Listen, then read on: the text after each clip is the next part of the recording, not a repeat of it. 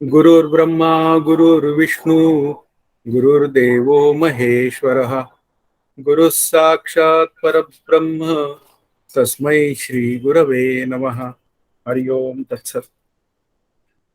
पंचदशीतल्या 7व्या प्रकरणाचा म्हणजे तृप्तिदीप प्रकरणाचा अभ्यास सुरू आहे. आणि अशी कोणत्याही विषयावर आणि व्यक्तीवर अवलंबून नसलेली तृप्ती ही मला प्राप्त झाली पाहिजे, हा आपल्या अभ्यासाचा मुख्य हेतू आहे. अभ्यास करताना म्हणजे एक भगवद्गीतेचं उदाहरण असं देता येतं की 18वा अध्याय कळसाध्याय आहे.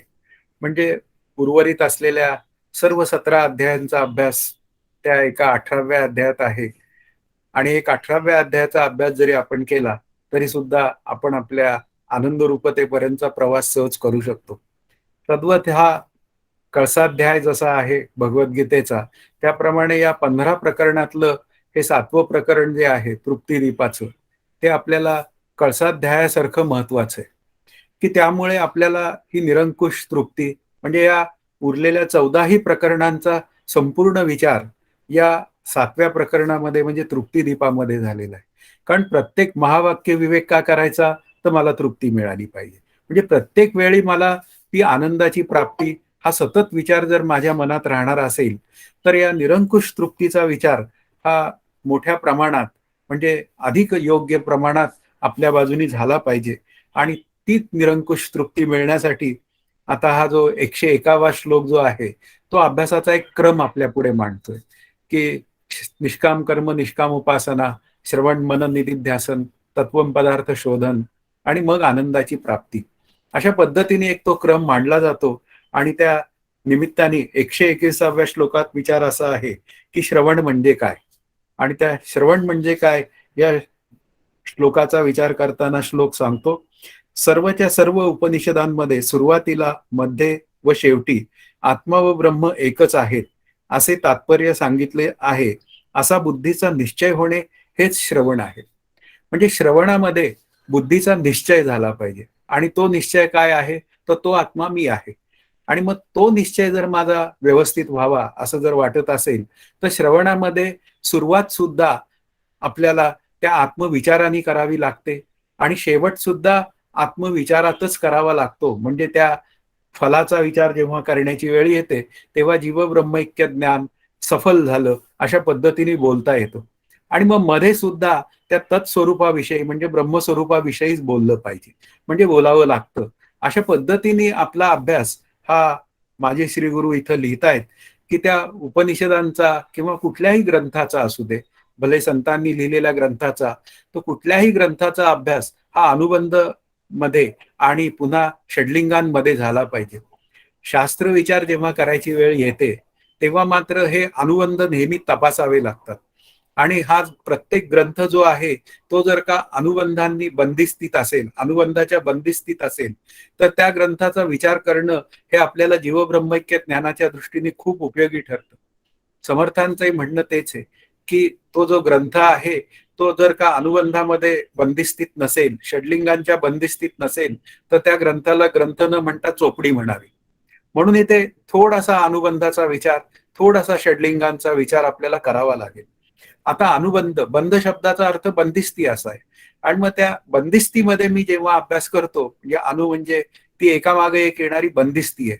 आणि ती बंदिस्ती काय पद्धतीची आहे? तर विषय, अधिकारी, प्रयोजन आणि संबंध याप्रमाणे अनुबंध चतुष्टय हा विचारसागर ग्रंथामध्ये सांगितलाय. मग या अनुबंध चतुष्टयामध्ये जर माझा अभ्यास झाला, तर तो थोडक्यात आणि कमी वेळात पूर्ण होण्याची तिथे एक व्यवस्था असते. म्हणून पहिल्यांदा विषय समजावून सांगावा लागतो. आणि विषय काय आहे? तर जीव आणि ब्रह्म यांचं ऐक्य हा या ग्रंथाचा मुख्य विषय आहे. आणि तोच विषय सतत प्रतिपादित केला पाहिजे.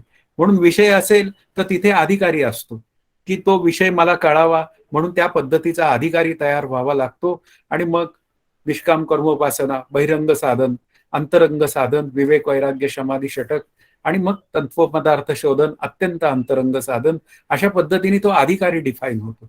मग आता फलाचा विचार येतो, की नक्की मला विषय, अधिकारी, प्रयोजन शब्दाचा अर्थ फल, की मला हे सगळं मी हा अभ्यास केला तर मला नक्की काय मिळेल? तर पुन्हा अनिर्बंध तृप्ती, म्हणजे जी तृप्ती कोणावरही आणि कशावरही अवलंबून नाही, अशा पद्धतीने तो फलाचा विचार होतो. फलामध्ये पुन्हा अवांतर फल आणि मुख्य फल असाही विचार होतो. त्या जीवब्रह्मैक्य ज्ञानाचा शब्दांच्या स्वरूपावर होणारा जो विचार आहे तो सगळा अवांतर फलाचा विचार आहे. आणि मुख्य फल आहे ते जीवब्रह्मैक्य ज्ञान, ते निर्गुण निश्चळ बिंब म्हणजे ते ब्रह्मबिंब अंतरी बिंबले, अशा पद्धतीने तो आनंदाचा म्हणजे फलाचा विचार होतो. आणि मग पुढे त्या प्रयोजनाचा विचार झाल्यानंतर एक संबंध सांगता येतो की एक ग्रंथ वाचन करणार आहे, ग्रंथ अभ्यास करणार आहे, म्हणून ग्रंथाचा माझा संबंध आहे. ग्रंथामध्ये अनेक विषय आलेले आहेत, त्या विषयांशी मी माझे संबंध जोडतो. अशा पद्धतीने आपल्याला उपनिषदांचा विचार करताना सुद्धा किंवा या पंचदशी सारख्या ग्रंथाचा विचार करताना सुद्धा आपल्याला त्याचे अनुबंध लक्षात घ्यावे लागतात. आणि पुन्हा अभ्यास षडलिंगात असला पाहिजे. आता षडलिंगातलं पहिलं लिंग काय आहे? तो उपक्रम उपसंहाराची एक वाक्यता. आता दासबोध ग्रंथामध्ये लिहिलंय, भक्तीचेन योगे देव निश्चय पावती मानव. आणि शेवटी जेव्हा ग्रंथ समाप्तीची वेळ आली तेव्हा झाले साधनाचे फळ, संसार झाला सफळ, निर्गुण ते निश्चळ ब्रह्म अंतरी बिंबले. अशा पद्धतीने आपल्याला जो अभ्यास बोलला जातो की सुरुवातीलाही भक्तीच्या विचारातनं ब्रह्मस्वरूपाचाच विचार सांगितलाय, मध्येही प्रत्येक समासामध्ये एक दोन ओव्या का होईना आपल्याला आनंदरूपतेकडे जाणाऱ्या सांगितलेल्या आहेत, आणि शिवाय सरते शेवटी पुन्हा त्या ब्रह्मस्वरूपाचाच विचार केलाय. मग त्यानंतर पुढचं जे लिंग आहे ते अभ्यास.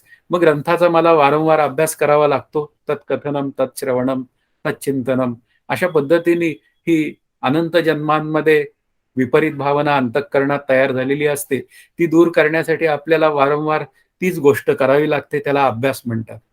मग षडलिंगातलं तिसरं लिंग आहे अपूर्वता. मग अपूर्वतेमध्ये काहीतरी वेगळं सांगितलं गेलेलं आहे की व्यावहारिक सत्तेमध्ये नेहमी बोललंच जातं की तू हे केलंस तर तुला ते मिळेल, धन मिळेल, पैसा मिळेल, ते मिळेल. पण इथे मात्र काय आहे? अनिर्बंध तृप्ती, की जी तृप्ती कोणावरही आणि कशावरही अवलंबून नसलेली तृप्ती, म्हणजे ब्रह्मस्वरूपाचं ऐक्य हे सिद्ध होईल. यालाच अपूर्वता असं म्हणतात. फलशब्दाचा अर्थ प्रयोजन शब्दाच्या वेळी आपण केलेलाच आहे. आणि मग हे समजावून सांगताना अर्थवाद नावाची गोष्ट असते. अर्थवादामध्ये एखादा विषय समजावून सांगण्यासाठी केलेली अवास्तव स्तुती, तर ती स्तुती अशी असू शकते, नामे पाषाण तरले, अशा पद्धतीने विचार आहे. नामाने दगड तरले तर माझ्यासारखा दगड तरायला काय हरकत आहे, अशा पद्धतीने बोलणी ती अर्थवादातली असतात. आणि मग शेवटचा लिंगाचा जो विचार आहे तो युक्ती. आणि युक्ती शब्दाचा अर्थ अनुमान आणि उदाहरण. प्रत्येक गोष्ट ही उदाहरण आणि अनुमानाच्या साह्याने समजून द्यावी लागते. म्हणजे अशा पद्धतीने आपलं श्रवण झालं पाहिजे. आता श्रवण केलियाचे फळ क्रिया पालटे तात्काळ, म्हणजे ते श्रवण असं असलं पाहिजे की मला माझं चुकलंय काहीतरी आणि माझ्यात माझे बदल घडवून आणले पाहिजेत.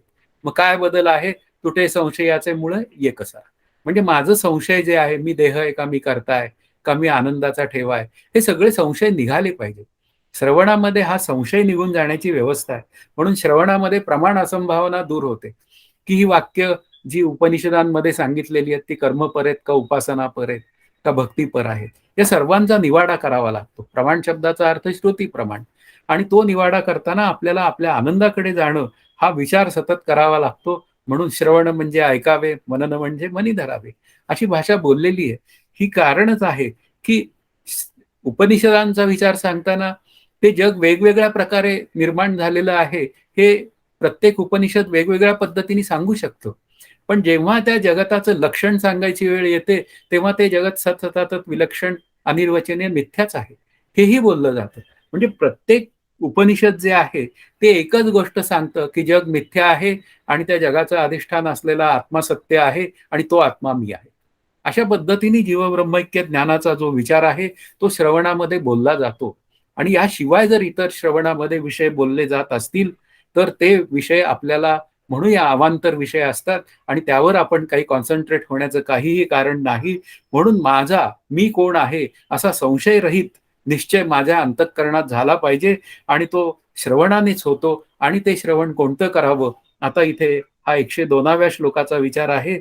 असे श्रवण होण्यासाठी ब्रह्मसूत्रांचा अभ्यास करावा. ब्रह्मसूत्रामध्ये मनन सांगितलेलं आहे.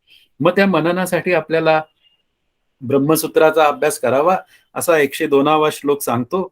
हे ब्रह्मसूत्रांच्या हे ब्रह्मसूत्रांच्या समन्वयाध्यायामध्ये स्पष्ट सांगितलेले असून दुसऱ्या अविरोधाध्यायात श्रुतीला अनुकूल तर्काच्या सहाय्याने बुद्धीचे समाधान होईल अशा रीतीने शास्त्रार्थ सांगितलाय.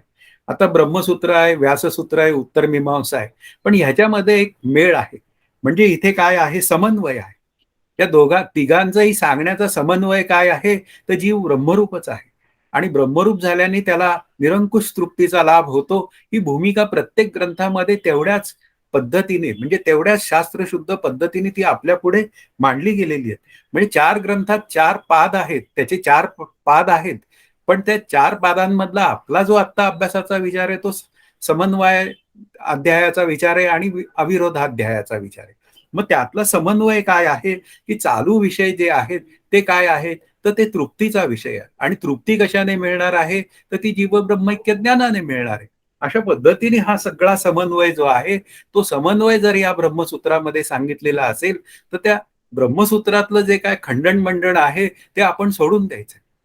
जेव्हा आम्हाला त्या ब्रह्मसूत्राचा अभ्यास करायची वेळ आली त्यावेळी आमची बुद्धी तेवढी प्रगल्भ नसल्यामुळे त्यावेळी आम्ही श्रीगुरूंना विचारलं की आता या ब्रह्मसूत्रांचा जेव्हा विचार करायची वेळ येते तेव्हा मात्र असं लक्षात येतंय की ते खंडन मंडन इतकं आहे आणि एक वेळ अशी येते की त्यातलं पूर्व पक्षाचं म्हणणंच मला काही खरं वाटायला लागतं. तेव्हा त्यांनी आम्हाला फार सुंदर सुटसुटीत उपाय दिला की तुम्ही काय करा, ते ब्रह्मसूत्रातलं पहिलं अध्यास भाष्य अभ्यास करा आणि पहिली 4 सूत्र जन्माद्यस्य यतः तत्तु समन्वयात वगैरे हे जी काय 4 सूत्र आहेत पहिली ती आपल्या अभ्यासाची सूत्र आहेत, ती होकारार्थी अभ्यास सांगणारी आहेत. अशा पद्धतीने करा आणि जेव्हा उमगेल तेव्हा तुम्ही त्या ब्रह्मसूत्राचा पूर्ण खंडन मंडनासहित अभ्यास करा. म्हणजे असं जे काय आहे चातुर्यपूर्ण आपण विवरण केलं पाहिजे. म्हणजे अभ्यास केला पाहिजे. आपली बुद्धी, आपला आवाका या सगळ्या गोष्टींचा विचार करता मला किती वेळ आहे हे सगळे विचार करताना मी ते ब्रह्मसूत्र काय पद्धतीने वाचायचं हाही विचार जर केला तर हा समन्वय आणि हा अविरोध समजतील मला की आपल्याला हा अविरोध सांगायचा आहे. त्या ब्रह्मसूत्राला काय सांगायचंय की हे सगळं म्हणजे ब्रह्मसूत्र आणि त्यानंतर ही सगळी उत्तरमीमांसा जी आहे ती सगळी केवळ एकच विषय सांगते, ते म्हणजे जीवब्रह्मैक्य ज्ञान. मग त्यात अविरोध म्हणजे विरोध काही नाहीये. मुख्य मुद्दा काय आहे? विरोध असेल, समजा उत्तरमीमांसेने एक तत्वज्ञान सांगितलं आणि उपनिषदाने आणखीन तिसरं सांगितलं तर गोष्ट वेगळी होते. पण नाही, सगळ्यांचं एकच सांगण्यात हे आहे की चहुवेदांची वाक्य चार की जीवब्रह्मैक्य निर्धार अंगी बाणे. याचा अर्थ एकच आचार.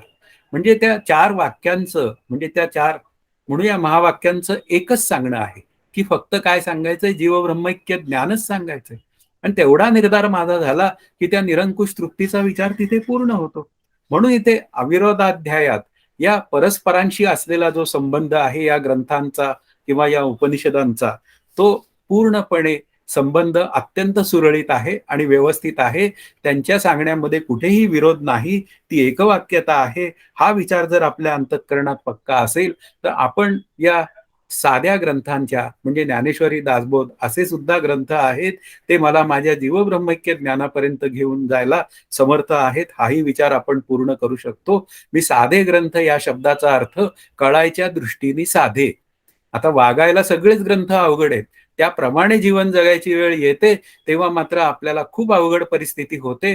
पण जो त्या परिस्थितीला जुळवून आपलं जीवन जगतो तो खऱ्या अर्थाने आनंदाशी एकरूप होतो.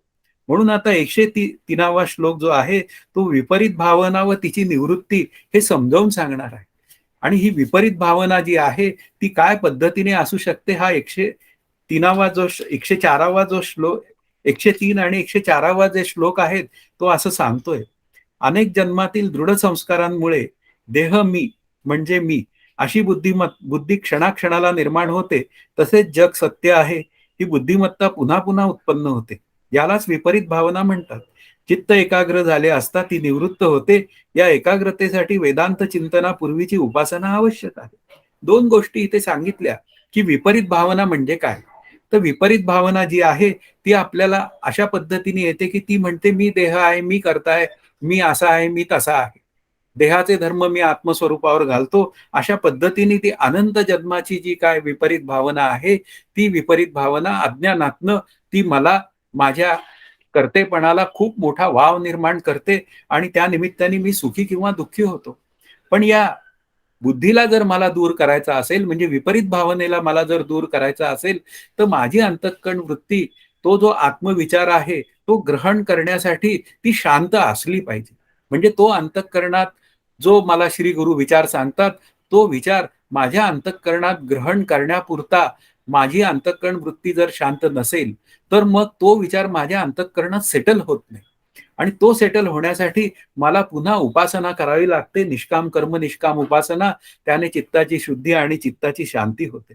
म्हणून ही अनंत जन्मांची जी काय बळकट असलेली जी काय देहबुद्धी विपरीत ज्ञानाची जी बुद्धी आहे, ती सतत माझ्या योग्य ज्ञानाला म्हणजे आत्मविचाराला ती सतत आपल्या पुढे ती विरोध निर्माण करते. पण तो विरोध आपल्याला मोडून काढायचा असतो आणि तो मोडून काढायचा असेल तर निश्चय हवा लागतो.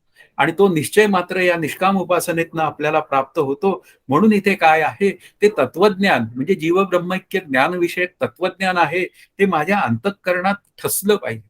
आणि ते ठसायचं असेल तर विवेक प्रलय हा सतत करावा लागतो. म्हणजेच याचा अर्थ काय आहे, की जो अनात्म विचार आलेला आहे माझ्या अंतःकरणात, तो विपरीत भावनेतला विचार आहे. म्हणजे या देहालाच जेव्हा मी आत्मा समजतो आणि त्या देहबुद्धीचाच विचार मी सतत करतो आणि देहाचे चोचले पुरवतो, तेव्हा मात्र मी देहालाच आत्मा म्हटलेलं असतं हा विपरीत भावनेचा विचार आहे. आणि त्यातून सुटायचं असेल तर मी आत्मा आहे या योग्य वृत्तीचा विचार आपल्याला करावा लागतो. त्यालाच विवेक म्हणतात. विवेक एकच सांगतो, की एक आत्माच तेवढा सत्य असून उर्वरित जगत मिथ्या आहे. अशा पद्धतीने जेव्हा विवेक अंतःकरणात तयार होतो, तेव्हाच मात्र ही जी माझी अंतःकरण वृत्ती आहे, ती विपरीत ज्ञानातनं हळू मोकळी व्हायला लागते आणि एक दिवस हे विपरीत ज्ञान माझ्या अंतःकरणातनं पूर्ण निघून जातं. म्हणून इथे काय आहे, आपल्याला या विश्वाभासातनं दूर व्हावं लागेल. इथे ओवी आलेली आहे, की "आगापायी पंडुकुमरा, येता स्वरूपाची या घरा, करीतसे आडवारा विश्वाभास जो." की मी माझ्या घराला येताना माझं घर काय तर आत्मरूप मी आहे हे माझं घर आहे. पण त्या घराला येताना हा विश्वाभास जो आहे, विश्व अधिक आभास. आता विश्वाला अर्थाध्यास म्हणलेलं आहे आणि आभासाला ज्ञानाध्यास म्हणलेलं आहे. मग आता आभास जो आहे तो काय आहे, तो भ्रमात भासणारा पदार्थ आहे. विश्व जेव्हा मला सत्य वाटतं, त्या विश्वातले पदार्थ म्हणजे माझा देह, ते जगत हे सत्य वाटतं, तेव्हा तो भ्रमात भासणारा पदार्थ आहे. आणि मग त्याचं होणारं जे ज्ञान आहे, त्याला काय म्हणायचं, त्याला ज्ञानाध्यास म्हणायचं. म्हणून हा विश्वाभास जो आहे, करीतसे आडवारा विश्वाभास जो. त्या विश्वाभासातनं जर मला दूर व्हायचं असेल, तर मला माझी अंतःकरण वृत्ती ती गुरुवाक्य मन धुतले, मग आत्मस्वरूपी घातले रोवनिया. पण त्याआधी मात्र काय आहे, ते गुरुवाक्य म्हणजे ते तत्वमसी चिंतन आणि तो सांगितलेला आत्मविचार हाच मला विपरीत भावना दूर करण्यासाठी एक योग्य उपाय आहे. ती विपरीत भावना जी आहे ती कल्पनेतली आहे. ती कधीही ध्यानाने निवृत्त होत नाही. पुढे ध्यानाचाही विषय येणार आहे. ती ध्यानाने कधीही निवृत्त होत नाही. अदरवाईज ती झोपेतही निवृत्त झाली असती. पण सकाळी उठल्यावर मात्र जशीच्या तशी ती आपल्या पुढे विपरीत भावना वासून पुढे उभी असते. तेव्हा मात्र विवेक प्रलयाशिवाय आपल्याला दुसरा कोणताच विचार नसतो. 105वा श्लोक जो आहे तो ब्रह्मविद्येमध्ये उपासनेचा विचार हा खूप महत्वाचा आहे. तो केला पाहिजे. म्हणून या ब्रह्मविद्येमध्ये सुद्धा उपासनांचा विचार केला आहे. ज्यांनी उपासना केलेली नसते त्यांचे चित्त नंतर ब्रह्माच्या अभ्यासाने एकाग्र होते.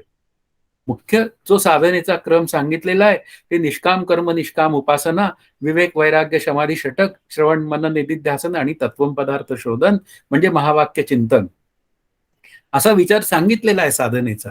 काही वेळा आपल्याला असं लक्षात येतं, की बरीच लोक ही काही टप्पे ही गाळून पुढे अभ्यास सुरू झालेला असतो त्यांचा.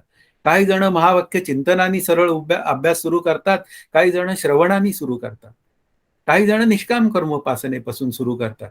पण जेव्हा एखादा थेट मनन आणि निधिध्यासनात आपल्याला साधक दिसतो, तेव्हा लक्षात ठेवलं पाहिजे आपल्याला, की पूर्वजन्मात यांनी कुठेतरी त्याची साधना पूर्ण केलेली आहे.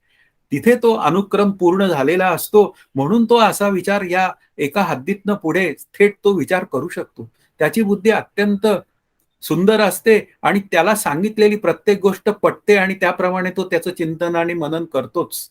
अशा पद्धतीने जे अभ्यास करणारी जी व्यक्ती असते ती सहजच जीव ब्रह्मैक्य ज्ञानात एकरूप होऊन जाते. आणि जेव्हा हा क्रम सोडून जेव्हा अभ्यास केला जातो, म्हणजे उपासना न करता जेव्हा या अभ्यासाची रीत किंवा आम्ही श्रवण मननाचे अधिकारी आहोत, आम्ही ते निष्काम कर्मोपासनेचा विचार करायची गरज काय? पण काय होऊन जातं, की काही गोष्टी बुद्धीच्या स्तरावर पटतात, पण जेव्हा साधनेच्या स्तरावर जगायची वेळ येते, तेव्हा मात्र सपशेल पराभव होतो.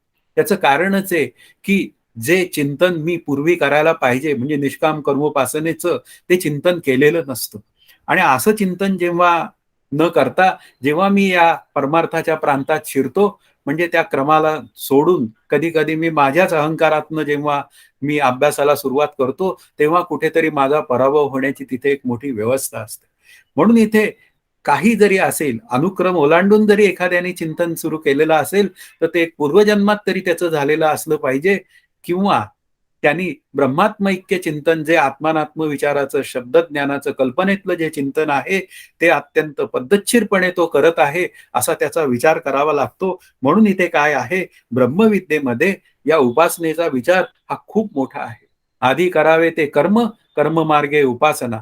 उपासका सापडे ज्ञान, ज्ञाने मोक्षची घडे, ही समर्थांनी सांगितलेली म्हणूया क्रमवारी आहे. आधी करावे ते कर्म म्हणजे निष्काम कर्म. कर्ममार्गे उपासना. म्हणजे या कर्मातनं उपासनेचा विचार येतो, उपासनेने चित्ताची शांती होते आणि मग उपासका सापडे ज्ञान, ज्ञाने मोक्षी.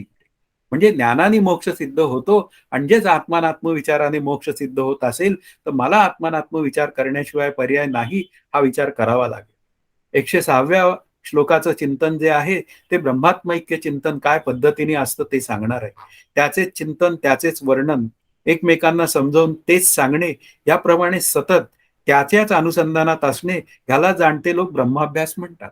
कारण इथे एक अभ्यास नावाचं षडलिंग आपण विचारात घेतलेलं आहे. मग ते अभ्यास नावाचं षडलिंग काय सांगतं? तत्कथनम, तच्चिंतनम, तच्छ्रवणम. तेच, त्याचेच म्हणजे कोणाचे? तर ते ब्रह्माचे.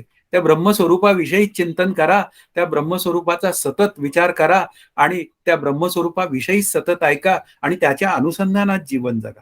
आणि पुन्हा काय आहे, एकमेकांना तेच समजावून सांगा. म्हणजे काय? कृष्णा विष्णू हरी गोविंद हे नामाचे निखळ प्रबंध. माझी आत्मचर्चा उदंड विशद गावी. म्हणजे याचा अर्थ काय आहे, एकमेकांमध्ये आत्मचर्चा घडवून आणणं. आणि ती घडवून आणताना एखादा आत्मचर्चा करणारा साधक आपला मित्र असेल, तर त्याला घरी बोलवा, त्याला चहा पाणी द्या, पोहे द्या, पण आत्मचर्चा करा. हा त्यातला भाव आहे. मुख्य मुद्दा काय आहे, ते पोहे कधीही वाया जाणार नाहीत, कारण त्याच्याकडनं मला जे ब्रह्मज्ञानाविषयी चिंतन किंवा जो अभ्यास मिळणार आहे, तो त्या पोह्यापेक्षा लाख मोलाचा असेल, पोहे दिल्याच्या पेक्षा. अशा पद्धतीने आपल्याला या उपासनेचा विचारही करावा लागतो. म्हणून काही पौराणिक उपासना आहेत. मग विठ्ठलाची उपासना असेल, तर विठ्ठलाची उपासना करा. प्रसंगी त्याचं भजनही करावं आणि त्या भजनाच्या निमित्ताने आनंदाचा विचार करावा. म्हणून इथे काय आहे, की ती केलेली उपासना आहे, ती कधीही वाया जात नाही. ती माझं चित्त एकाग्र करतेच आणि ती चित्त एकाग्र करते, तेव्हा मात्र काय होऊन जातं, तो जे काय श्रवणातनं मिळालेला जो आत्मानात्म विचार आहे, तो आत्मविचार बरोबर माझ्या अंतःकरणात स्थिर राहतो आणि जेव्हा अनात्म विचार माझ्या अंतःकरणात येतो, तेव्हा तो आत्मविचार बरोबर कार्यरत होतो आणि तिथे तो मात्र त्या अनात्म विचाराचा पाडाव करतो. अशी जी काय साधना पद्धती आहे आत्मानात्म विचाराची, ती केवळ ब्रह्माभ्यासात करणारी जी वृत्ती आहे, त्या पद्धतीचं जीवन आहे. म्हणून इथे काय आहे, ब्रह्मात्मक चिंतन जे आहे, ते या पद्धतीने घडतं. समर्थांनी क्रम सांगितलाय, श्रवण मनन निजध्यास, प्रचितीने बाणता विश्वास. रोकडा साक्षात्कार सायास करण्याची न लगे. म्हणजे श्रवण मनन निधिध्यासन क्रम सांगितला. पुन्हा श्रवण नीट करण्यासाठी पुन्हा निष्काम कर्मोपासनेची गरजच आहे. पण रोकडा साक्षात्कार सायास करण्याची न लगे, पण प्रचितीने बाणता विश्वास. प्रचिती शब्दाचा अर्थ साधन केलं पाहिजे. साधन करून तसा अनुभव घेतला पाहिजे आणि त्या अनुभवातनं माझी जीव ब्रह्मैक्य ज्ञानवृत्ती ही प्रगल्भ होत जाते. हा आपल्या अभ्यासाचा विचार आहे. आता पुढचा 107वा श्लोक असं म्हणतोय, केवळ ब्रह्माभ्यास करावा, शब्दज्ञानाचे मागे लागून अधिक वाचन नको. बुद्धिमान मुमुक्षुने आत्माच जाणून चित्त एकाग्र करावे, वाचनाचा फापट पसारा मांडू नये. वेदांत सोडून आगळपगळ बोलण्याने वाणीला क्षीण होतो. मग बुद्धिमान जो साधक असतो तो काय करतो, तो एकच फक्त जाणतो की श्री गुरुंनी मला काय वाचायला सांगितलंय आणि काय अभ्यास करायला सांगितलंय आणि त्याप्रमाणे तो त्याचा विचार करतो. तो इकडे तिकडे जास्त जायला बघतच नाही. ते एकाच ग्रंथावर कॉन्सन्ट्रेट होतो. तो ग्रंथ पूर्ण वाचून झाला की परत त्याचंच वाचन करतो. अशा पद्धतीने तो सतत त्या एकाच ग्रंथाच्या पाठीमागे लागून अभ्यास करतो, तेव्हा त्याची बुद्धी प्रगल्भ होते. चालू जमाना जो आहे, तो केवळ माहितीचा जमाना आहे आणि माहितीचा जमाना असल्यामुळे त्याच्यामध्ये अनेक संप्रदाय आहेत. अनेक संप्रदाय आहेत, त्यांची मतं आहेत. पुण्यामध्ये सुद्धा आमच्या काळात एक संप्रदाय होता, म्हणजे अजूनही चालू आहे, की ते काय आहे त्यांचं लक्षच होतं, की 1,00,000 अनुग्रहित तयार करायचे आणि मग काय करायचं, तो एखाद्यानी म्हणजे त्या साधकांनी काय करायचं, त्याला श्रीगुरू समोर नेऊन उभाच करायचा आणि श्रीगुरूंनी काय करायचं, त्याला अनुग्रह देऊनच फक्त सोडायचं. अशा पद्धतीने हा संख्या वाढवणारा जो अनुग्रहाचा विचार आहे, तो काही उपयोगाचा नाही. हे असे लोकं टपलेले असतात, पण त्यांच्यापासून आपण दूर राहायचं. माझ्या श्रीगुरूंवर माझा प्रामाणिक विश्वास मी ठेवायचा आणि ते म्हणतील तसं साधन सतत करायचं. म्हणून इथे बुद्धिभेद होऊ द्यायचा नाही. बुद्धिभेद त्यांना काय करायचा आहे तो करू दे, पण माझी बुद्धी एकच सांगतेय, की माझ्या श्रीगुरूंनी मला दासबोध वाचायला सांगितलंय, माझ्या श्रीगुरूंनी मला पंचदशी अभ्यास करायला सांगितली. हे लक्षात आलं पाहिजे. मला श्रीगुरूंनी जेव्हा सांगितलं तू पंचदशी सांग, ती काय तुम्हाला सांगायसाठी सांगितली असं तुमचं काही म्हणणं आहे का? तर तसं नाहीये म्हणणं. त्या पंचदशीचा उपयोग तुझ्या ज्ञानरूपतेला उपयोगी पडेल म्हणून तू सांग. अशा पद्धतीने त्या सांगण्यातही अभ्यास मला करता येऊ शकतो आणि तो करावा. अदरवाईज मला सांगण्याचा अभिमान झाला, तर जे मला अभिमान रहित व्हायचंय तोच विचार मागे पडतो आणि मग मी मागे जर का हा असा विचार मागे पडत असेल, आत्मज्ञानासाठी आवश्यक असलेला विचार जर माझ्या अंतःकरणात होत नसेल, तर तो माझा मोठा पराभव असतो, हे माझं मला सुद्धा कळत नाही. आता 108वा जो श्लोक आहे, तो श्री भगवद्गीता स्मृतीतील उपासना आहे. माझ्याशी अनन्य होऊन, माझ्या चिंतनात राहून जे भक्त माझी उपासना करतात, त्यांना त्या माझ्या मूळ स्वरूपाशी ब्रह्म एकरूप होऊन राहणाऱ्यांचा योगक्षेम मी चालवतो. इथे एक दिलासा आहे साधकाला, की जे माझ्याशी अनन्य होऊन मुख्य विचार काय आहे, जे माझ्याशी अनन्य होऊन भगवान श्रीकृष्ण म्हणाले, माझी भक्ती करतात, त्यांचा सगळा योगक्षेम मी चालवतो. म्हणून इथे काय आहे, तुम्ही त्या सुदामाचं लक्षण घ्या. की त्या सुदाम्याचा दरिद्रपणा घालूनच टाकला व्यावहारिक सत्तेतला. त्याच्या पत्नीला जे पाहिजे होतं सोनं नाणं सगळं घे, काही अडचण नाही. सुदाम्याला नको होतं. सुदामाला फक्त भगवान श्रीकृष्ण हवा होता आणि भगवान श्रीकृष्ण सुदाम्याला मिळाले. हा भाव झाला तिथे. म्हणजे तो व्यावहारिकही योगक्षेम पाहतो आणि पारमार्थिक तर पाहतो. अशा पद्धतीने तो विचार आहे. म्हणून इथे काय आहे, की जे माझ्याशी एकरूप झालेले आहेत, त्यांचा योगक्षेम मी चालवतो. म्हणून भगवान श्रीकृष्ण काय आहेत, ते माझे आराध्य आहे. त्या प्रत्येक ठिकाणी ते श्रीगुरु रूपाने माझ्या पुढे येतात. एके ठिकाणी म्हणलंय इथे आपल्या ज्ञानेश्वरीमध्ये ती ओवी इथं आलेली आहे. मीची होऊनी पांडवा करीती माझी सेवा. आता हे पांडव कसे झाले, मजरूप झाले आणि ते काय करतायत, ते जनतेची सेवा करतायत. तर कशी, मीची होऊनी पांडवा. ते पांडव मजरूप झाले आणि त्या प्रत्येक जनतेतल्या व्यक्तीमध्ये, जनतेमध्ये ते मलाच पाहतात आणि माझीच सेवा करतात. हा त्यातला मुख्य विचार त्या भगवान श्रीकृष्णांनी मांडलेला आहे. आणि असे जे वागतात त्यांचा योगक्षेम मी वाहतो. त्यांनी स्वतःसाठी काही अडचण करायची गरज नाहीये. त्यासाठी इथे ओवी दिलेली आहे 15व्या अध्यायातली 23वी ओवी. आदणी घातलिया हरळ होती अमृताचे तांदूळ, जरी भुकेची राखे वेळ श्री जगन्नाथ. आधणी घातलिया हरळ. हरळ शब्दाचा अर्थ वाळू. आता वाळू जर का आपण शिजायला लावली, तर त्या वाळूचं सुद्धा तांदूळात रूपांतर करण्याची व्यवस्था भगवान श्रीकृष्णांमध्ये आहे. म्हणून आधणी घातलिया हरळ. अशा पद्धतीने तो विचार आहे. भुकेची वेळ तो उपासमारी कधी येऊ देत नाही. तो त्याच्या भुकेची वेळ राखतो. म्हणून जगन्नाथ म्हणजे भगवान श्रीकृष्णच आपले पाठीराखे आहेत. अशा पद्धतीने आपण साधन करणं खूप महत्वाचं असतं. आता पुढे विपरीत भावनेच्या निवृत्तीसाठी आत्मबुद्धीचा विचार करावा लागतो. तो 109व्या श्लोकाचा विचार आहे. या श्रुती व स्मृती विपरीत भावनेच्या निवृत्तीसाठी आत्म्यावर चित्त सतत एकाग्र करावे अशी आज्ञा देतात. आता कुठलाही भ्रम असू दे. आता भ्रम जर का मला घालवायचा असेल, आता विपरीत भावनेतनं होणारा मी देह मी करता हा जो भ्रम आहे, तो जर मला माझ्या अंतःकरणातनं घालवायचा असेल, तर मला आत्मानात्म विचार करून त्या आत्मस्वरूपावर माझी चित्ताची अंतःकरण वृत्ती म्हणजे चित्तवृत्ती ही तिथे स्थिर केली पाहिजे. आणि ती तिथं स्थिर राहिली तर हळूहळू ती स्थिरतेचं रूपांतर सहजतेत होतं. म्हणून इथे काय आहे, कोणताही भ्रम जर मला दूर करायचा असेल, तर त्या अध्यस्थाच्या निवृत्तीनंतर अधिष्ठानाचं ज्ञान होऊनच तो भ्रम निवृत्त होतो. आणि त्यातल्या त्यात माझ्या अंतःकरणातील कार्यकारण भाव संबंध जो भ्रमासंबंधी आहे, तर तो काय आहे? माझ्या उपाधीत असलेलं जणू काही रूपाने नटलेलं जे आत्मरूप आहे, ते मी आहे अशा पद्धतीने मला कळलं पाहिजे. बाहेर लाख कळू दे मला सगळं. ते असं आहे, ते तसं आहे, ते सुद्धा ब्रह्म आहे, हे सुद्धा ब्रह्म आहे. पण प्रथम मला अंतःकरणात कळलं पाहिजे, की मी ब्रह्म आहे. आणि मी ब्रह्म आहे जोपर्यंत कळत नाही, म्हणजे अध्यस्थाची निवृत्ती होऊन मी अधिष्ठानमय होत नाही, तोपर्यंत मला मात्र आत्मज्ञानासाठी अभ्यास करावाच लागेल. म्हणून ही विपरीत भावना जर मला दूर करायची असेल, तर ती विपरीत भावना ही निदिध्यासनाने जाते.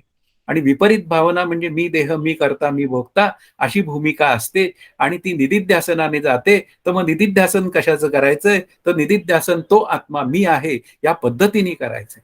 आणि अशा पद्धतीने जेव्हा मी निदिध्यासन करेल, तेव्हा माझ्या जगत सत्यत्व बुद्धीचा किंवा माझ्या अंतःकरणात असलेल्या देह सत्यत्व बुद्धीचा म्हणजे भ्रमाचा निराश होईल आणि तो निराश मला माझ्या आनंदाकडे घेऊन जाईल.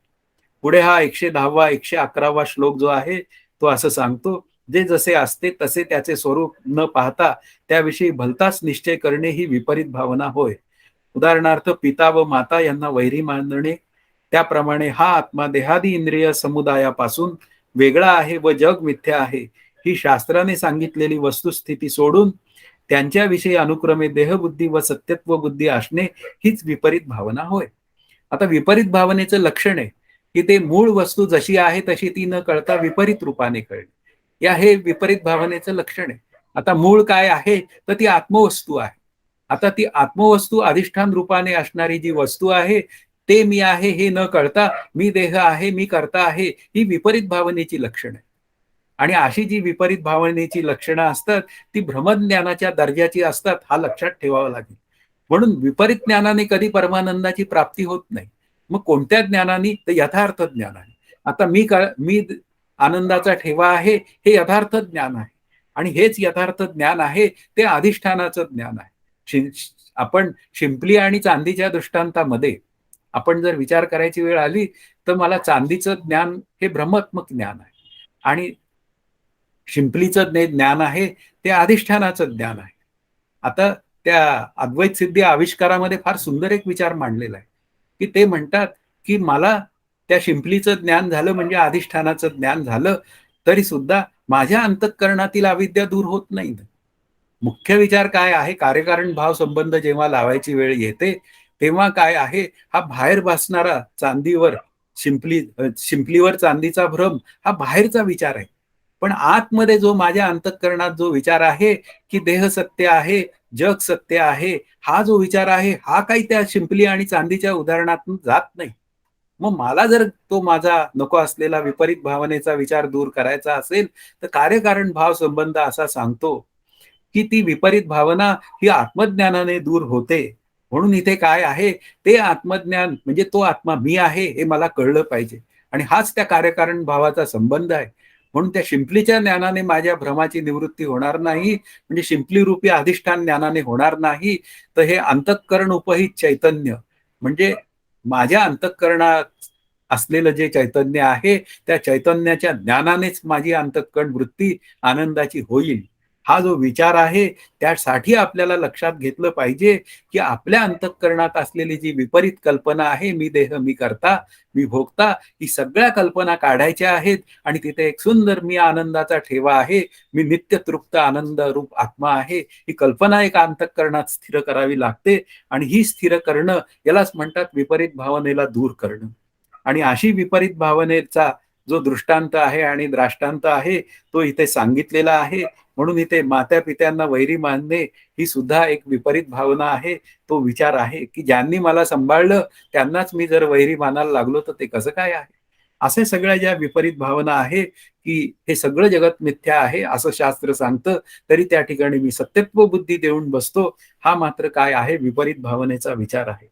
112वा श्लोक सांगतो, जग सत्य आहे व देहच आत्मा आहे, अशी विपरीत बुद्धी जाऊन यथार्थ ज्ञान होण्यासाठी काय करावे? तर ती विपरीत भावना तत्वविचाराने नष्ट होते. म्हणून देहापासून आत्म्याचे असंगत्व व जगाचे मिथ्यात्व यांचा निश्चय सतत करावा. आता या देहापासनं मुख्य विचार काय आहे, आपला ग्रंथीभेद झाला पाहिजे, की माझ्या अंतःकरणामध्ये जी ग्रंथी आहे, की चित-अचित ग्रंथी, तिचा भेद झाला पाहिजे आणि जोपर्यंत भेद होत नाही, तोपर्यंत ही विपरीत भावना दूर कशी होणार?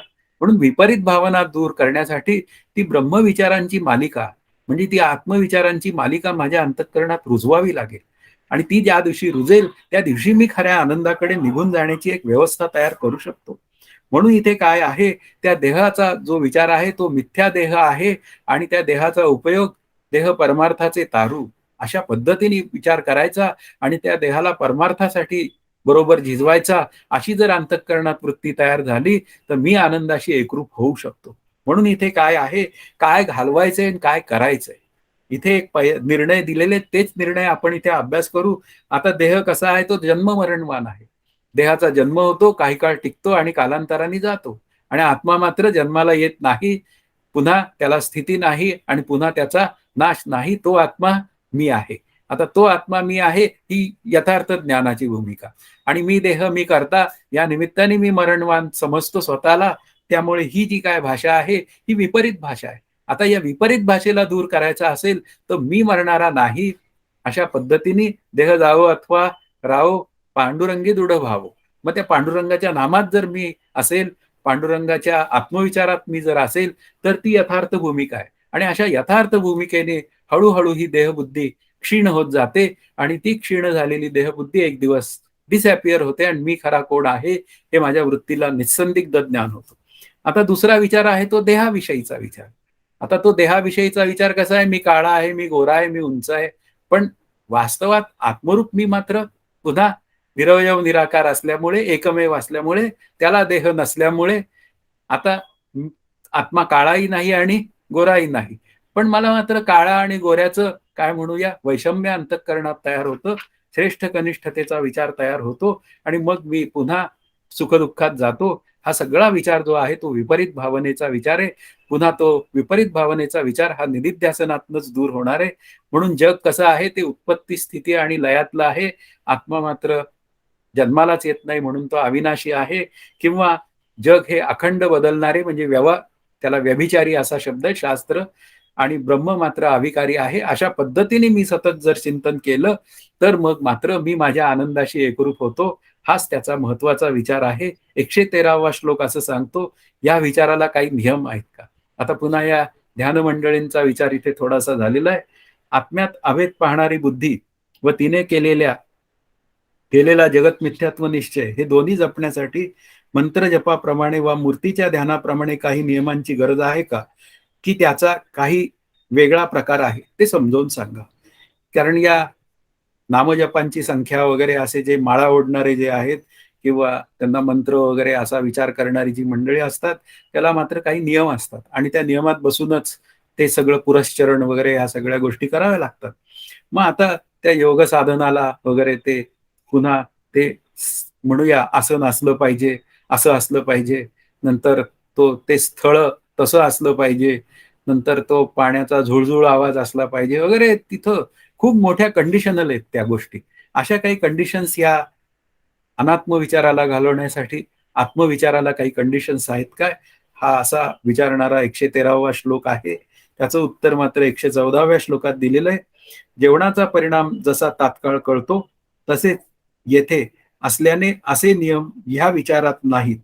भूक लागल्यावर जसे भोजनाला नियम नाही तसा मुमुक्षुला जीव ब्रह्मैक्य ज्ञानासाठी जपाला असतो त्याप्रमाणे निश्चित नियम नाही.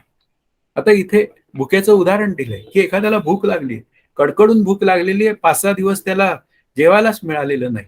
आता त्याच्या पुढे अन्नाची थाळी आली, जेवणाचं ताट आलं की तो काय करतो, त्याला आवडेल ते तो अन्न भराभर खातो आणि भराभर खाल्ल्यानंतर एक 15-20 मिनिटांनी त्याला विचारलं, बाबा रे तुला काय पाहिजे, तर तो म्हणतो आता माझं खाऊन झालेलं आहे, मी तृप्त आहे. मुख्य विचार काय आहे की त्याला तृप्ती नावाचं जे फळ आहे ते अन्न त्याच्या पोटात गेल्यावर त्याला ते लगेच दिसून आलं, आपल्याला पण दिसतं, त्यालाही कळतं आणि ते समोरच्या व्यक्तीलाही कळतं.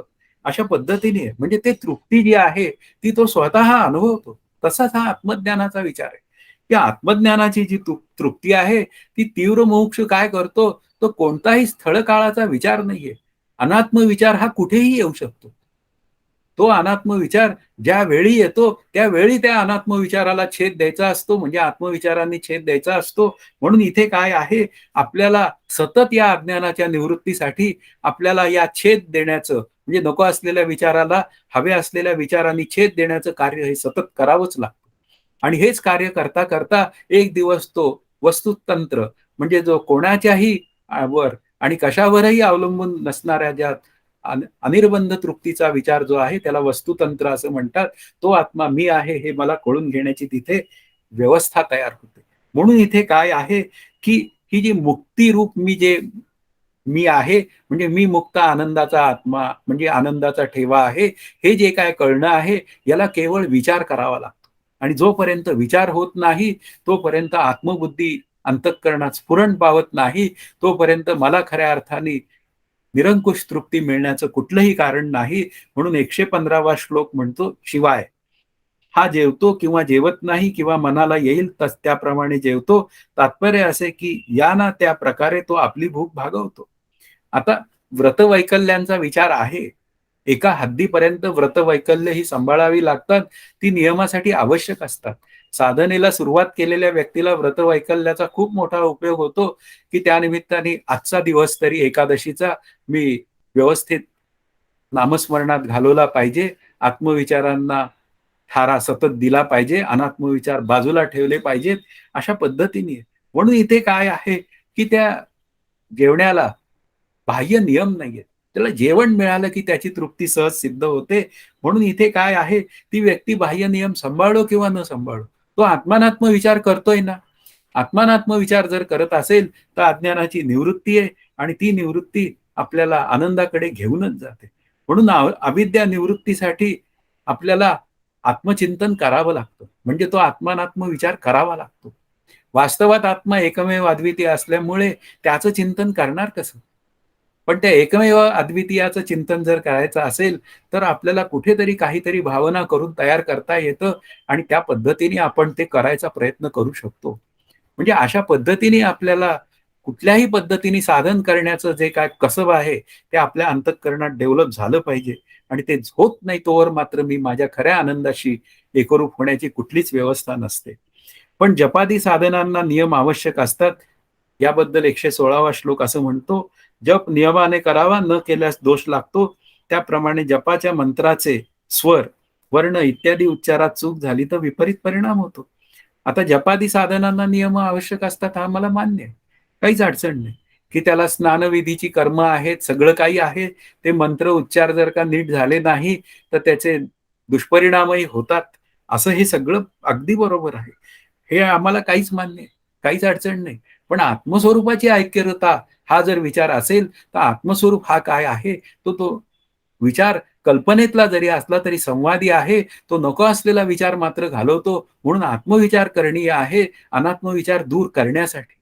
आणि ज्या क्षणी अनात्मविचार दूर होतो त्या क्षणी मी आत्मस्वरूपाशी एकरूप होतो. हा त्यातला भाव आहे. आत्मा एकमेव अद्वितीय असल्यामुळे त्याच्या संबंधी विचार करता येणं अशक्यच आहे.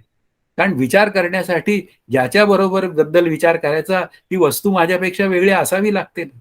पण आत्मा एकमेव अद्वितीय असल्यामुळे, ते माझं स्वरूप असल्यामुळे मी कसा काय त्याचा विचार करणार? तो पुन्हा असा निषेधमुखाने मी विचार करतो, हाच त्यातला भाव आहे. पण आत्माचा विचार म्हणजे त्या स्वरूपाविषयी, म्हणजे त्या शुद्ध ज्ञानाविषयी विचार, ही भावनाच, हा विचारच चुकीचा आहे. म्हणून आपण अज्ञान निवृत्त होण्यासाठी या आत्मस्वरूपाला, तो सतरूप आहे, चितरूप आहे, आनंदरूप आहे, ही बोलणी करावी लागतात. ही आरोपित बोलणी आहेत, ती वास्तवातली बोलणी नाहीतच. पुढे हा विचार जो आहे 117वा श्लोक असं सांगतो, भूक व विपरीत भावना यांचे परिणाम वेगळे असल्याने दृष्टांत व द्राष्टांत जुळत नाही. आता भूक काय आहे, व्यावहारिक सत्तेतली आहे, आणि विपरीत भावना ही मात्र पुन्हा कल्पनेतली आहे. आता हे जुळत नाही.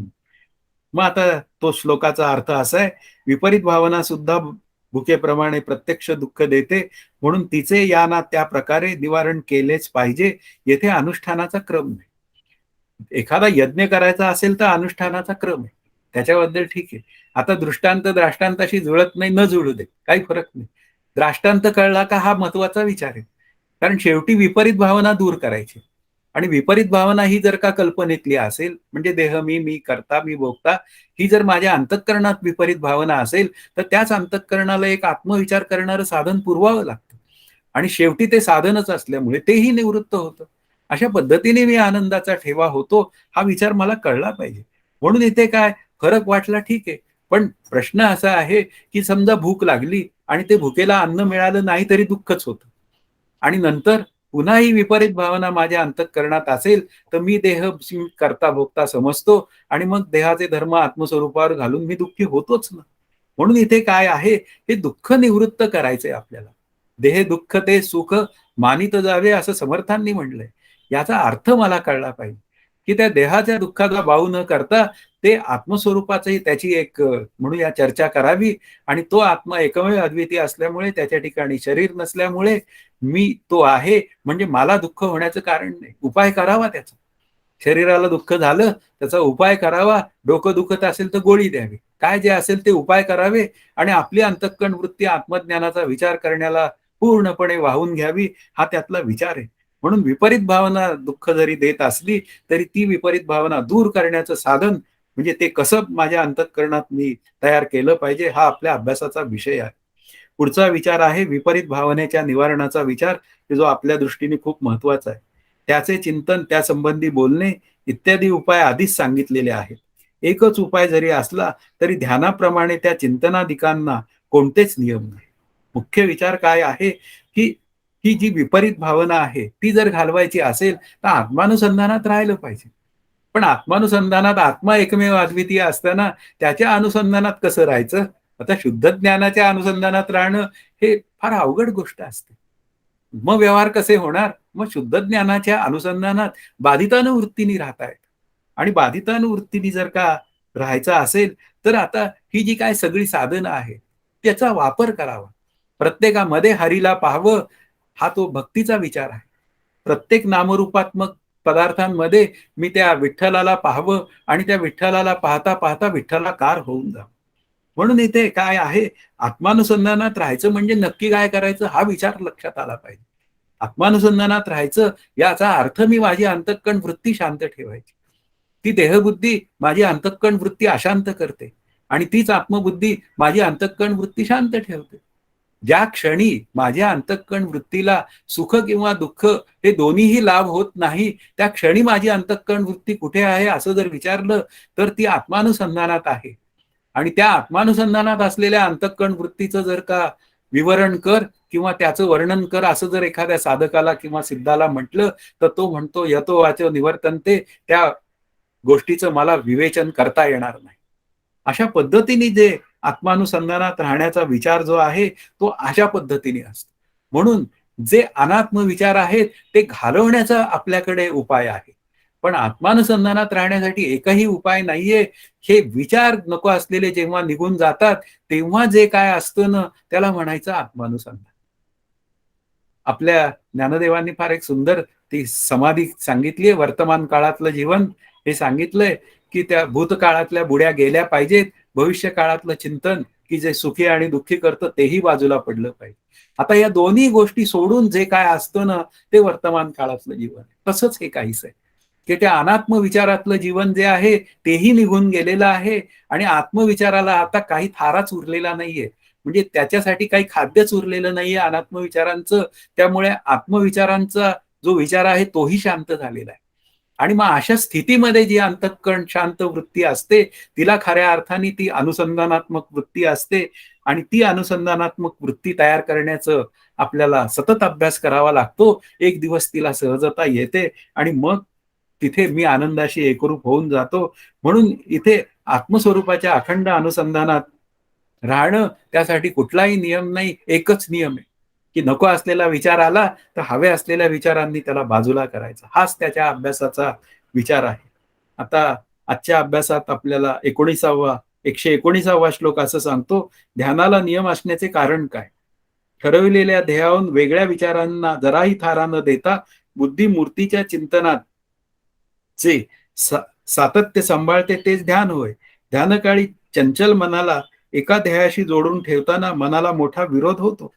मुख्य मुद्दा काय आहे? ध्यान शब्दाचा अर्थ ध्याता, ध्यान, ध्येय अशी विरहित असलेली अंतःकरण वृत्ती. जेव्हा प्रत्यक्ष आपण ध्यानाला बसतो, तेव्हा मात्र काय आहे, आपल्या अंतःकरण वृत्तीने स्थूल देह शांत केलेला असतो. त्याच्याविषयीचा विचार, सूक्ष्म देहाचा विचार म्हणजे मनामध्ये कुठलेही विचार नसतात. ती अंतःकरण वृत्ती त्या म्हणूया त्या मंत्राला धरून राहते. अशा पद्धतीने ते ध्यान असतं. पण विचारांचं ध्यान काय आहे? तर विचारांच्या ध्यानामध्ये नको असलेल्या विचाराला हवे असलेल्या विचारांनी छेद दिला. किंवा नामस्मरणाचं ध्यान आहे. आता नामस्मरणाच्या ध्यानामध्ये वाच्याने नामस्मरण करावं, कानाने ते ऐकावं आणि डोळ्यासमोर ती मूर्ती आणावी. अशा पद्धतीने तीनही आपली इंद्रिय आहेत, ती सहजच आपण शांत करू शकतो. पण हे करताना मात्र त्या मनाचा खूप मोठा विरोध होतो. आपल्याला जेव्हा चांगली गोष्ट एखादी करायची वेळ येते ना, तेव्हा नेहमीच विरोध असतो. पण जेव्हा आपल्याला त्या चांगल्या गोष्टीला ती करायची जेव्हा सवय लागते, तेव्हा हा विरोध हळू कमी होतो. म्हणून इथे काय आहे, चंचल मनाला आपल्या ध्येयरूप आत्मस्वरूपाशी जोडताना, म्हणजे चंचल मन शांत करताना खूप आपल्याला कष्ट पडतात. पण ते कष्ट सहन करून जो अंतःकरणात अभ्यास करतो, तो मात्र खरा योद्धा असतो. साधक असावा अलक्षी लक्षाचा, असं समर्थांनी म्हटलंय. त्याचं कारणच ते आहे, की मन अति चंचल आहे. पण तरी काय आहे, ते चंचल असलं, वायू तत्वाचं असलं, तरी सुद्धा ते तसंच चंचल ठेवावं अशी भूमिका नाहीये. हळूहळू त्या मनाला आपण शांत करावा लागतो. या मनाचे एकनिके असा विचार आहे. त्या मनाला जर का मी त्या नामाचं अनुसंधान जोडलं, त्या मनाला मी जर का आत्मविचाराचं अनुसंधान जोडलं, तर ते त्याचाच विचार करतं. त्याला त्याची गोडी लागते. गोडी लागेपर्यंत मी अभ्यास केला पाहिजे. मग असा जो आधार जो आहे तो घ्यायचा असतो. नामाचा आधार घ्यावा, निष्काम कर्माचा, निष्काम उपासनेचा, नंतर पुन्हा आत्मानात्म विचाराचा, असे सगळे आधार घ्या, पण आत्मरूप व्हा, हा त्यातला मुख्य विचार आहे. आजच्या अभ्यासातला शेवटचा श्लोक असं सांगतोय, कारण म्हणून 120वा श्लोक. हे कृष्णा, मन चंचल, दोषाकडे प्रवृत्ती असणारे, बलवान व हट्टी आहे हे नक्की. म्हणून त्याला आवरणे वाऱ्याला आवरण्याप्रमाणे कठीण आहे मला वाटते. अगदी बरोबर. प्रामाणिक साधकांचा अनुभव तोच असतो, की ते मन आवरलं जात नाही. नंतर मग अचपळ मन माझे नावरे रामराया, असं श्री समर्थ म्हणतायत. आता समर्थ एवढे मोठे संत, ते सुद्धा असं म्हणतायत, ते आपल्यासाठी म्हणतायत, हा वेगळा विचार आहे. पण ते मन अत्यंत अचपळ असतं, म्हणजे भयंकर सुसाट असतं, पिसाट असतं. ते कुठेही जातं क्षणात. अनंत जन्माचा त्याला मोठा वासनेचा रेटा असतो. त्याप्रमाणे ते पाहिजे तसं वाऱ्यासारखं फिरतं. पण त्याला मात्र हळूहळू लगाम घालत गेलं नामस्मरणाच्या निमित्ताने. तर अशा काही निमित्ताने तर मी मात्र माझी अंतःकरण वृत्ती सहज शांत आणि आनंदाकडे ती न्यायला मदत करू शकतो. आणि याला मात्र श्री गुरु, संत, ईश्वर हे सगळे मला माझ्या बाजूला सहाय्यभूत होतात. कारण त्याचा योगक्षेम मी चालवतो असं भगवंताचं म्हणणं आहे. मी जर एक पाऊल टाकलं तर तो माझ्यासाठी 10 पावलं टाकतो. मग त्याची 10 पावलं चालण्यासाठी तरी मला माझं एक पाऊल टाकलंच पाहिजे. असा एक पाऊल टाकणारा जो साधक असतो, तोच त्याच्या जीवनात आनंद रूपतेपर्यंतचा प्रवास सहज सिद्ध करू शकतो. तर आज आपलं चिंतन इथे संपलेलं आहे. तर आज इथे आपण थांबूया. जय जय रघुवीर समर्थ. हरि ओम तत्सत. श्री पांडुरंगाय नमः. एक सूचना द्यायची आहे. या शुक्रवारी मला शिवगडला जायचंय. तिथं अद्वैत सिद्धी आविष्कार या पुस्तकाचं प्रकाशन आहे. त्यामुळे शुक्रवारचा वर्ग होणार नाही. बुधवारचा वर्ग नेहमीप्रमाणे होईल. तर शुक्रवारच्या वर्गाबद्दल क्षमा असावी. कोणाची काही शंका असेल तर विचारायला हरकत नाही. नमस्कार. माझ्या ऐकण्यात काहीतरी झालं असेल. हो. पण निरंकुश वृत्ती असा शब्द तृप्ती, आला. निरंकुश तृप्ती. नॉट वृत्ती. हं. हा, आता वृत्ती कशी असते माहितीये का? वृत्ती ही अंतःकरणासहितच असते. हं, आता ती निरंकुश कशी असेल, की त्या हं, वृत्तीला जर का सुख आणि दुःख अशा दोन्ही गोष्टी झाल्या नाही, तर हं. ती मात्र निरंकुश वृत्ती सुद्धा होऊ शकते. म्हणजे आता हां. बाधितानुवृत्तीमध्ये ती निरंकुश वृत्ती असते. कारण ती नित्यतृप्त आनंदाशी एकरूप असते सतत. पण व्यवहार करते म्हणून तिला वृत्ती म्हणावं लागतं. अशा पद्धतीने. अच्छा. पण म्हणजे त्या वृत्तीची बेसलाईन नेहमी सुखीने आणि द्वैत दुःख आहे. हां, असं. द्वैत आहेच आहे तिथे. हो. पण मग ती उदासीन वृत्तीच्या पेक्षा कशी वेगळी?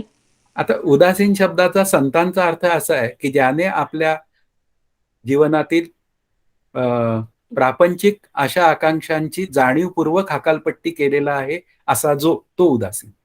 अशी त्याची व्याख्या आहे. अच्छा, निरंकुशमध्ये सहजपणाने आली हां, ती सहजपणाने आली पाहिजे. आणि उदासीन वृत्तीमध्ये साधन आहे. घालून आली, म्हणजे साधन करून घालून. हां, साधन करणारी वृत्ती असते तिथे. उदास हां, विचारे वेच करी, असं तुकाराम महाराजांचं म्हणणं आहे. पण एकदा त्यालाही सहज वृत्ती आली, की सहजपणा आला, की ते हेच होतं. हो, म्हणजे सहजपणा आला पाहिजे. आला, की मग ती पुन्हा मग निरंकुश. साधन संपलं. मग तिथे काही अडचण नाही. हं. मग त्यांनी साधन करो न करो, तो आनंदाचाच ठेवा आहे.